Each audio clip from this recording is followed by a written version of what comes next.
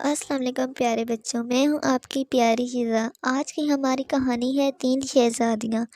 ایک دفعہ کا ذکر ہے کہ ایک بچہ تھا جس کی 3 بیٹیاں اور ایک بیٹا تھا۔ بچہ اپنے بیٹے کو بہت پیار کرتا۔ اس نے اپنے بچوں کو خوبصورت کھلونے دے رکھے تھے۔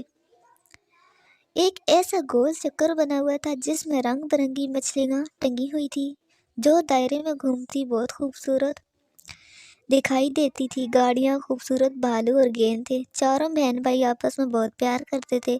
ایک دن بادشاہ نے اپنے چاروں بچوں کو پاس بلایا۔ چاروں بہن بھائی بادشاہ کے پاس پہنچ گئے۔ بادشاہ نے تینوں بیٹیوں اور بیٹے کو پیار کیا اور اپنے پاس بٹھا لیا اور بہت سے تحائف دیے۔ چاروں بہت خوش ہوئے۔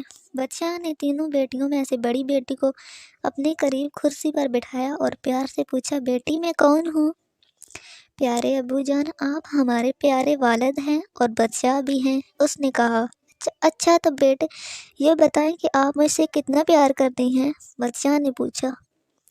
پیارے والد صاحب، میں آپ سے بہت پیار کرتی ہوں، پہاڑوں سے اونچا اور سمندر سے گہرا، اس نے بڑے دعوے دار سے کہا۔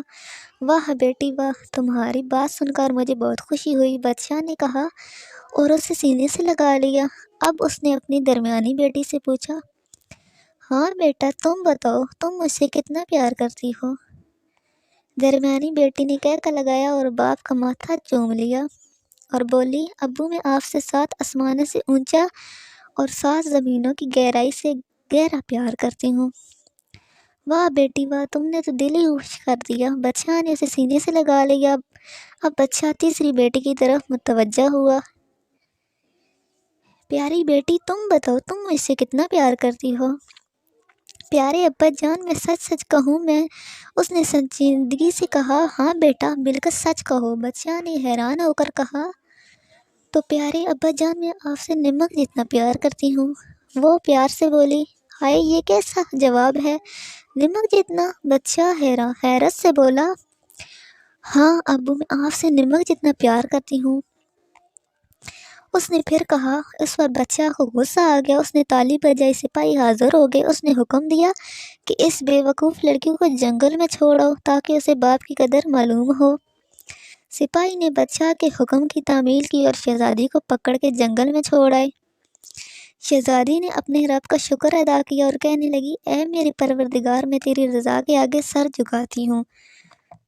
تو ہی میرے پروردگار ہے اور میری حفاظت کرنے والا ہے، تیرا شکر ہے کہ جیسے بھی رکھے۔ وہ اللہ کے حضور سجدے میں جھک گئی اور اللہ کی رحمت کو جوش آیا۔ وہاں ایک بوڑھا اپنی بیوی کے ساتھ جنگل میں رہتا تھا۔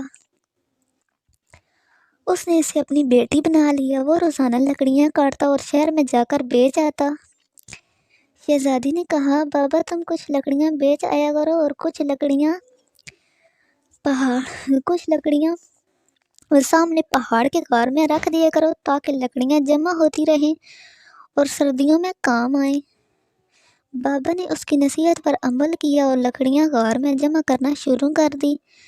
غار لکڑیوں سے بھر گیا۔ کرنا خدا کا یہ ہوا کہ بجلی گری اور لکڑیوں کو آگ لگ گئی۔ ذرا سی دیر میں ساری جمع شدہ لکڑیاں جل کر خاک ہو گئی۔ 2-3 دن بعد جب راکھ ٹھنڈی ہوئی تو شہزادی چانگچو نے سونا کے غار کی صفائی کی اور پھر لکڑیاں جمع کرنے شروع کر دی۔ وہ غار میں گئی، اسے وہاں ہر طرف سونا ہی سونا نظر آیا۔ وہ غار سونے کا پہاڑ تھا۔ شہزادی نے کچھ سونا بیچ دیا اور غار کے باہر ایک محل بنوا لیا۔ محل بہت شاندار تھا۔ اس نے محل کے ارد گرد ایک خوبصورت باغ بنوایا۔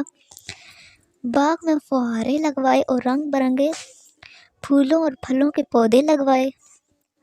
اب شہزادی نے بھیس بدلا اور نقاب پہن لیا اور بادشاہ اور اس کے امیروں اور تمام کے شہر کی دعوت کر ڈالی۔ بادشاہ نے دعوت قبول کر لی۔ اب جب بادشاہ، امیر، وزیر اور درباری اور اس کی دونوں لڑکیاں اور بیٹا کھانا کھانے بیٹھے تو کسی کھانے میں نمک نہ تھا۔ سب نے کھانے کی طرف سے ہاتھ کھینچ لیا۔ شہزادی کیوں نے بادشاہ سے کھانا نہ کھانے کی وجہ پوچھی تو وہ کہنے لگا، یہ کھانا تو بہت بذائقہ ہے، کسی کھانے میں بھی نمک نہیں ہے، میں یہ کھانا نہیں کھا سکتا۔ بادشاہ کی بیٹیوں بیٹے اور اس کے درباریوں نے بھی یہ بے نمک کھانا کھانے سے انکار کر دیا۔ بادشاہ سلامت، کیا آپ نمک کو اتنا پیار کرتے ہیں کہ اس کے بغیر کھانا نہیں کھا سکتے؟ چانگ چونگ نے بادشاہ سے سوال کیا۔ ہاں، نمک کے بغیر ہر کھانا بے ذائقہ ہو جاتا ہے، اور کھانے میں نمک نہ ہو تو وہ کھایا بھی نہیں جا سکتا۔ میں تو کہتا ہوں کہ نمک کے بغیر کھانا کھانا ہی بیکار ہے۔ بادشاہ نے کہا، اچھا تو یہ بات ہے، آپ نمک کے بغیر نہیں رہ سکتے؟ چانگ چونگ نے پوچھا۔ ہاں، یہی بات ہے، بادشاہ نے بیزاری سے اٹھتے ہوئے کہا۔ اس وقت شہزادی چانگ چونگ اپنے چہرے سے نقاب ہٹا دیا اور کہنے لگی، ابا حضور، میں نے سچ کہا تھا کہ میں آپ سے نمک جتنا پیار کرتی ہوں۔ بادشاہ بہت شرمندہ ہوا، اس نے اپنی بیٹی کو سینے سے لگا لیا اور اسے گھر لے گیا۔